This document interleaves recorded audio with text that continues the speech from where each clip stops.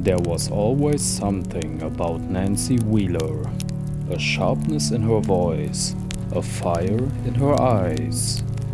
Hawkins, Indiana might have seemed like a quiet little town, but behind its white picket fences and tree-lined streets, shadows moved.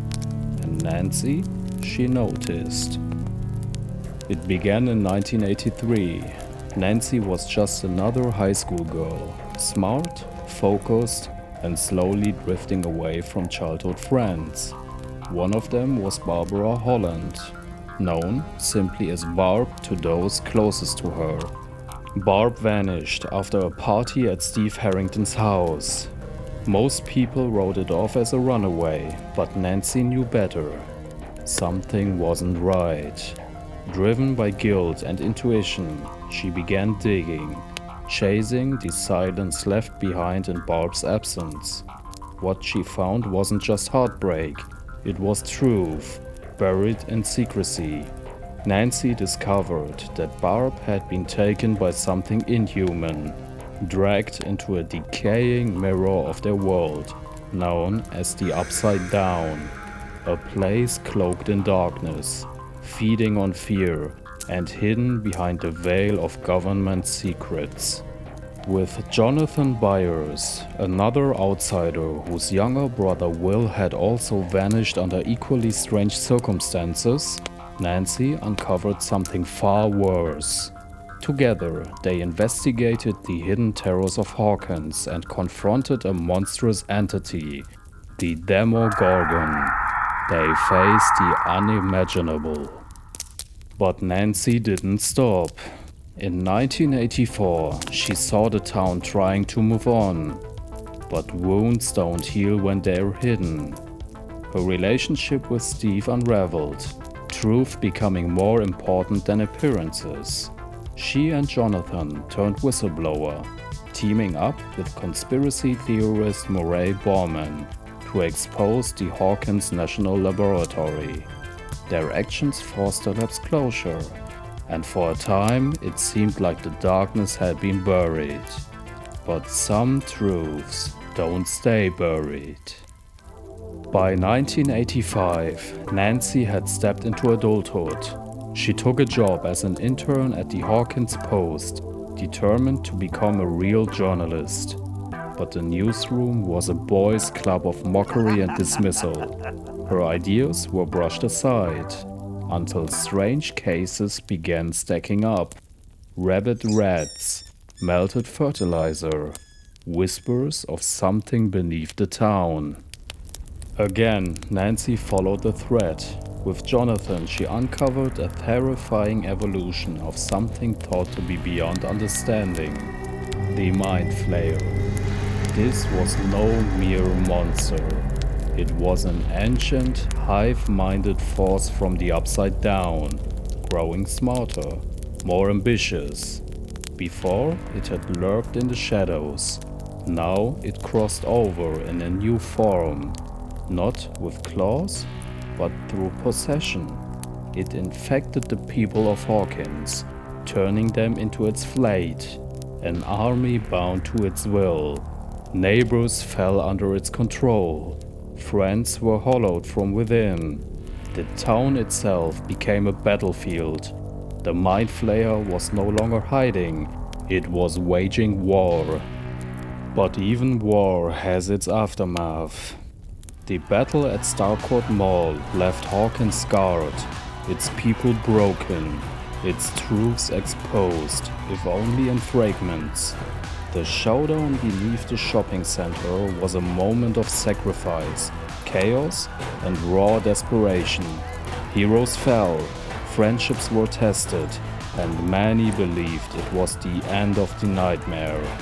But the Mind Flayer was a force older and more patient than mankind itself.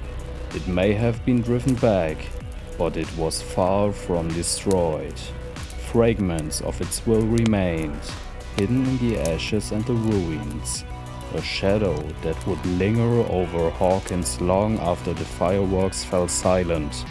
The town tried to heal, to pretend life could return to normal, but the face of true peace remained elusive. Whatever crossed back into the Upside Down that day was not gone for good. It was merely waiting, regaining its strength, biding its time until the moment came to rise once more. And then came 1986. Nancy was no longer a schoolgirl, no longer just a girlfriend or an intern. She was a survivor, a fighter, but more than anything, she was still chasing truth. The town was broken, its people scattered and shaken after the events of the Starcourt Mall. Vecna had risen, a creature born from tragedy and transformed by a world hidden beneath our own.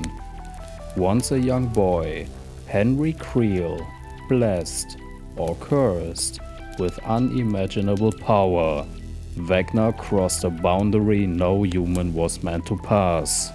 Cast into the Upside Down by 11, a young girl with extraordinary telekinetic abilities, a child raised in a labyrinth of experiments at Hawkins National Laboratory, he fell into a nightmare realm, and there, surrounded by its oppressive will, he made it his domain. The Mind Flayer, a force already present in this realm, fell under Vecna's influence, a tool to conquer not just Hawkins, but the entire world above. Friends were lost. The Upside Down was no longer contained. It was spreading, and Vecna was its master. One evening, Nancy returned to the place where it had all started. The Hawkins National Laboratory stood abandoned. Cracked windows, rusted gates, but something called to her, something unspoken. A new lead, maybe a final answer. She approached the perimeter fence. The air felt heavy. She pulled out her flashlight, stepped past the gate, and crossed the threshold. Then darkness. No pain, no struggle, just silence and mist. Nancy Wheeler awoke not on the cold floor of the Hawkins lab, but in a forest shrouded in grey fog. The smell of ash, the whisper of something ancient. And then she knew that sound. Whatever realm she had entered, it wasn't the Upside Down.